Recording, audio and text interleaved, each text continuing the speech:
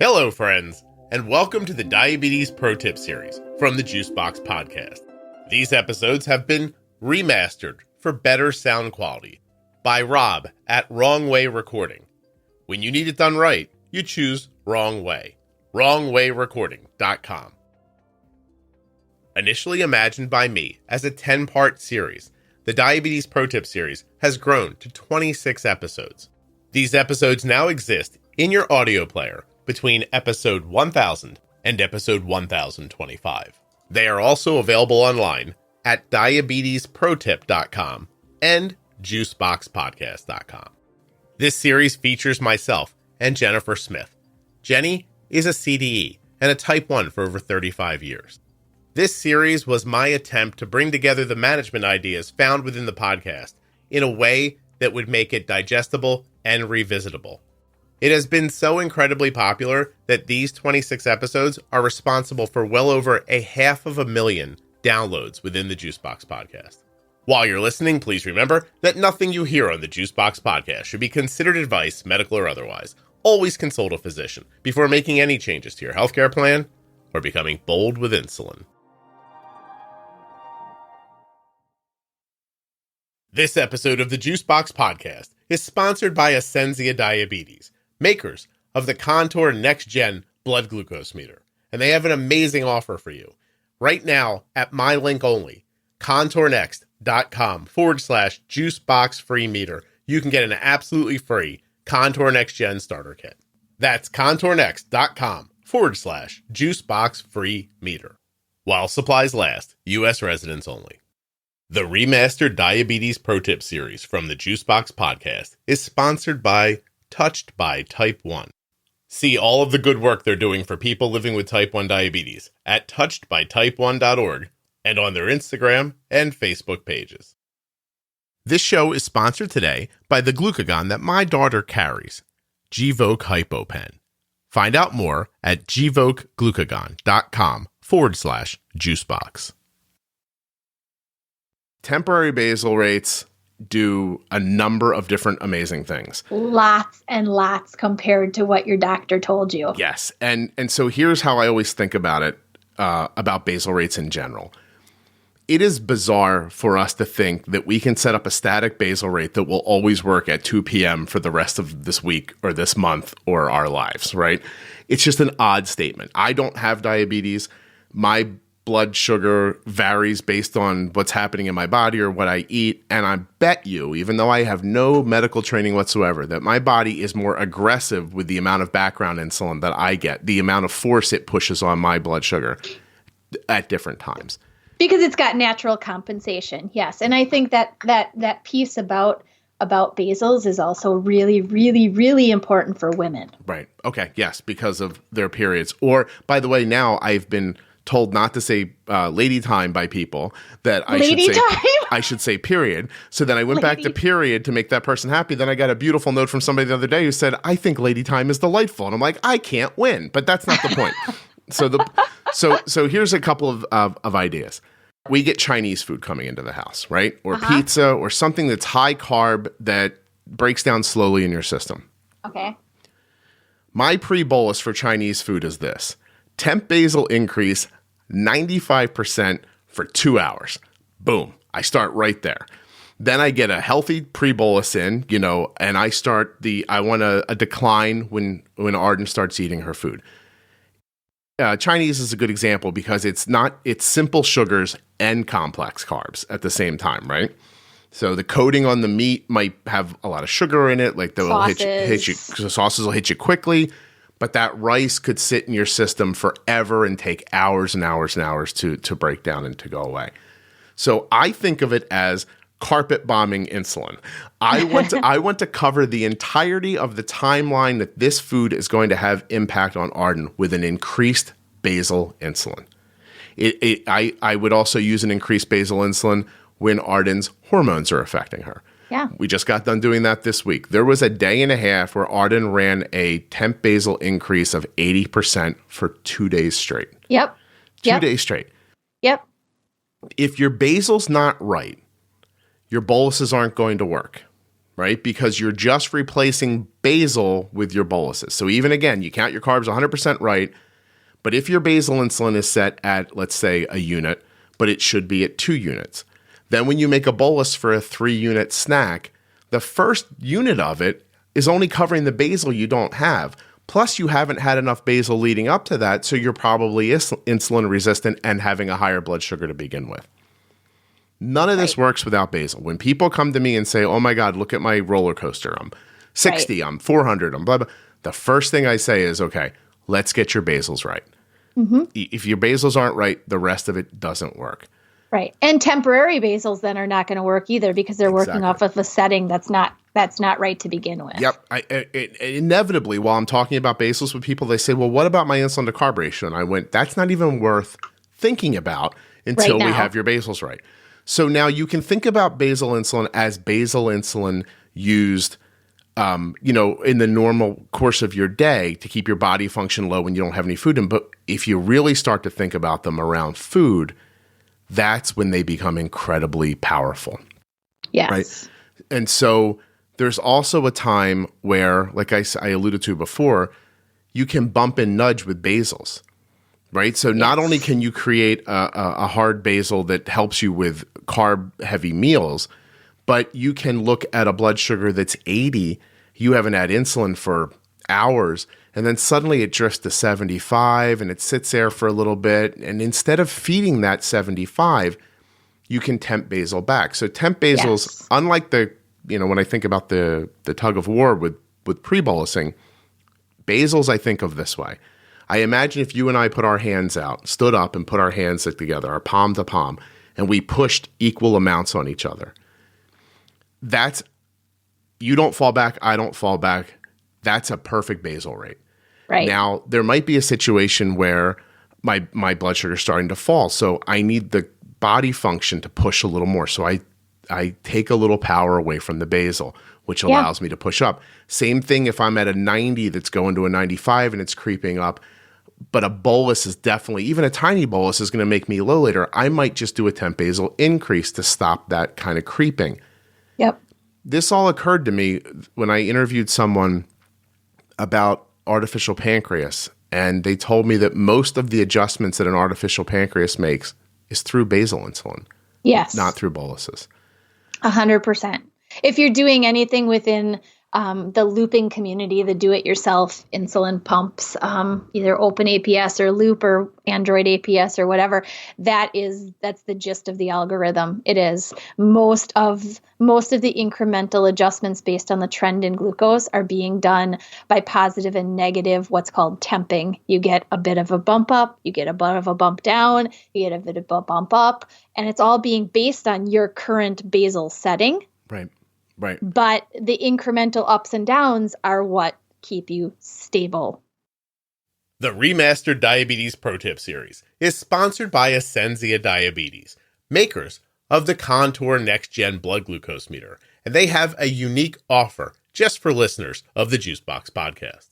If you're new to Contour, you can get a free Contour Next Gen starter kit by visiting this special link, contournext.com/juicebox free meter. When you use my link, you're going to get the same accurate meter that my daughter carries. contournext.com/juicebox free meter. Head there right now and get yourself the starter kit. This free kit includes the Contour Next Gen meter, 10 test strips, 10 lancets, a lancing device, control solution, and a carry case. But most importantly, it includes an incredibly accurate and easy to use blood glucose meter. This Contour meter has a bright light for nighttime viewing, an easy to read screen. It fits well in your hand and features second chance sampling, which can help you to avoid wasting strips. Every one of you has a blood glucose meter. You deserve an accurate one. contournext.com/juicebox free meter to get your absolutely free Contour Next Gen starter kit sent right to your door. When it's time to get more strips, you can use my link and save time and money buying your Contour Next products from the convenience of your home. It's completely possible that you will pay less out of pocket in cash for your Contour strips than you're paying now through your insurance. ContourNext.com/juicebox free meter. Go get yourself a free starter kit. While supplies last, U.S. residents only. Touched by Type 1 has the back of people living with Type 1 diabetes. Take, for instance, their D-Box program. Touched by Type 1 knows firsthand the intricacies of living with Type 1 diabetes, and so their team has created a D-Box, which is a starter kit that provides important resources and supportive materials to individuals with diabetes. They want you to thrive. The D-Box is completely free and available to newly diagnosed people. All you have to do is go to touchedbytype1.org, go to the Programs tab, and click on D-Box. While you're there, check out all the other resources and programs available at touchedbytype1.org. Speaking of support, touchedbytype1.org is available in English and Spanish. Don't forget to find them on Facebook and Instagram, too. You do not want to miss what Touched by Type 1 is doing. When you have diabetes and use insulin, low blood sugar can happen when you don't expect it. Gvoke HypoPen is a ready-to-use glucagon option that can treat very low blood sugar in adults and kids with diabetes ages 2 and above. Find out more. Go to gvokeglucagon.com/juicebox. Gvoke shouldn't be used in patients with pheochromocytoma or insulinoma. Visit gvokeglucagon.com/risk. So Yes. when I talk about bumping and nudging, which is going to come up in the future a little more, it's the idea that if you don't use too much insulin, it can't cause a wide swing. Correct. Right? So bumping a 120 diagonal up back to 90 takes a smaller amount of insulin than ignoring your blood sugar till it gets to 180. Now you're putting in a bunch of insulin, it becomes mistimed and you get low later. So using these little bumps just makes sense that you can accomplish that with Temp Basals. Again, remember, Temp Basals don't start working right away. You can't save yourself of a 65 one arrow down with a Temp Basal. No. That's that's juice time. Right. Correct. But a 70 that's drifting low and has no impact from insulin really could be saved with a Temp It could be Basal. saved. And Absolutely. it might, and maybe it won't be, but you try and figure it out for yourself. Maybe that'll end up being a 90 that's drifting low that you'll eventually use Temp Basals for. Mm-hmm. But they are such an important tool, and if you're not using them, you're missing out. I'll say it here, I'll say it again. An insulin pump is not just a way to get less injections. It's also a way to be able to give yourself microboluses, to be able to manipulate your basal insulin, to be able to manipulate your boluses to spread them out. These tools are vital. So please tell me, and I know you and I are short on time here, but tell me how you talk about temp basaling with people. Like where do you really focus in on education about it?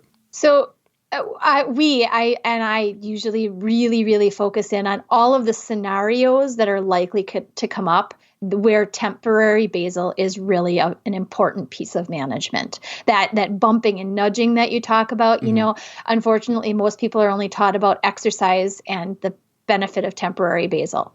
And they're usually told, well, just set it for 0% or turn your basal off during that time. Well, that's 100% incorrect to begin with, but exercise is one of many reasons that you may want to change your basal for a duration of time. Illness, a woman's menstrual cycle, or that woman's time of the month, or whatever you're going to call it, that time you're going to definitely need temporary basal. You're going to need it for sedentary days. I can go to a conference where I'm literally sitting for 8 hours. And while I might be walking between conference rooms, the sitting and sedentary, I need a 25% increase in my basal in order to not run high that whole day. I've figured that out, right? I've figured out what I need to do to take a 5-mile run versus a 12-mile run. Temporary basal changes. I've figured out what to do for different kinds of illness. A stomach bug may require a decrease. An illness like a sinus infection or a bronchial infection may require an increase. Even temporary basal around food, like you mentioned before with the Chinese, high fat food. 100% requires knowledge of using temporary basal, because I know we'll talk about extended boluses and things a little bit too, but temporary basal for high fat, man, fat can affect you 8 to 12 hours after you're done eating it. And it keeps you high. And you may go to bed with an awesome looking blood sugar thinking, man, I nailed that. I really got it. And what do you get? An alarm at 2:00 in the morning where you're 300. And you're like, what happened? Exactly. And those are the examples, by the way, when you can't say to yourself, oh, well, that's just diabetes. It's not just diabetes. It's you didn't use the insulin right.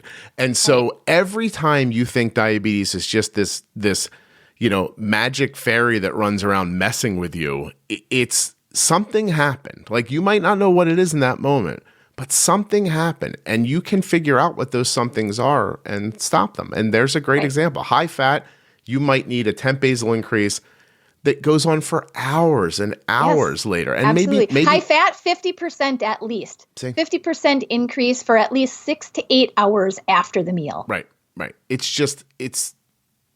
I know it's a little mind-numbing to think that, but that's a lot to think about. But I think now is a great place to say this. As much as we're breaking things down and really stretching them out so you can see the tiniest little aspects of these ideas, for people who understand them, I will speak for myself. I do not think about diabetes that frequently during the day. This stuff just kind of happens. I know that sounds crazy, but I look at a plate and I go, okay, here's what this needs. And if I miss, I readjust. But I don't spend a lot of time, of course, aside of this podcast, but we don't say the word diabetes in our house very frequently, I guess is what I'm saying. We're not always fighting and scary lows and, oh my gosh, she's been high for 3 hours. Like, that doesn't happen around here. Right. And you can live that life too by understanding how insulin works. If you're living with diabetes or are the caregiver of someone who is, and you're looking for an online community of supportive people who understand, check out the Juicebox Podcast private Facebook group, Juicebox Podcast Type 1 Diabetes. There are over 41,000 active members, and we add 300 new members every week. There is a conversation happening right now that would interest you, inform you, or give you the opportunity to share something that you've learned. Juicebox Podcast, Type 1 Diabetes on Facebook. And it's not just for Type 1s. Any kind of diabetes, any way you're connected to it, you are invited to join this absolutely free and welcoming community. I want to thank Ascensia Diabetes for sponsoring the Remastered Diabetes Pro Tip series. Don't forget, you can get a free Contour Next Gen Starter Kit at contournext.com/juicebox free meter. While supplies last, U.S. residents only. If you're enjoying the remastered episodes of the Diabetes Pro Tip series from the Juicebox Podcast, you have Touched by Type 1 to thank. TouchedByType1.org is a proud sponsor of the remastering of the Diabetes Pro Tip series. Learn more about them at touchedbytype1.org. A huge thank you to one of today's sponsors, Gvoke Glucagon. Find out more about Gvoke HypoPen at gvokeGlucagon.com/juicebox. You spell that GVOKEGLUCAGON.com/juicebox. I hope you enjoyed this episode. Now, listen. There's 26 episodes in this series. You might not know what each of them are. I'm going to tell you now. Episode 1000 is called Newly Diagnosed or Starting Over. Episode 1001, all about MDI. 1002, all about insulin. 1003 is called Pre-Bolus. Episode 1004, Temp Basal. 1005, Insulin Pumping. 1006, Mastering a CGM. 1007, Bump and Nudge. 1008, The Perfect Bolus. 1009, Variables. 1010, Setting Basal Insulin. 1011, Exercise. 1012, Fat and Protein. 1013, Insulin Injury and Surgery. 1014, Glucagon and Low BGs. In episode 1015, Jenny and I talk about emergency room protocols. In 1016, Long-Term Health. 1017, Bump and Nudge Part 2. In episode 1018, Pregnancy. 1019, Explaining Type 1. 1020 glycemic index and load, 1021 postpartum, 1022 weight loss, 1023 honeymoon, 1024 female hormones, and in episode 1025, we talk about transitioning from MDI to pumping. Before I go, I'd like to share 2 reviews with you of the Diabetes Pro Tip series, one from an adult and one from a caregiver. I learned so much from the Pro Tip series when our son was diagnosed last summer. It really helped get me through those first few very tough weeks. It wasn't just your explanations of how it all works, which were way better than anything our diabetes educator told us, but something about the way you and Jenny presented everything, even the scary stuff, that reassured me that we could figure out how to deal with this and to teach our son how to deal with it too. Thank you for sharing your knowledge and experience with us. This podcast is a game changer. 25 years as a type 1 diabetic, and only now am I learning some of the basics. Scott brings useful information and presents it in digestible ways. Learning that pre-bolus doesn't just mean bolus before you eat, but means timing your insulin so that it is active as the carbs become active, took me already from a decent 6.5 A1C down to a 5.6 in the past 8 months. I've never met Scott, but after listening to hundreds of episodes and joining him in his Facebook group, I consider him a friend. Listening to this podcast and applying it has been the best thing I have done for my health since diagnosis. I genuinely hope that the Diabetes Pro Tip series is valuable for you and your family.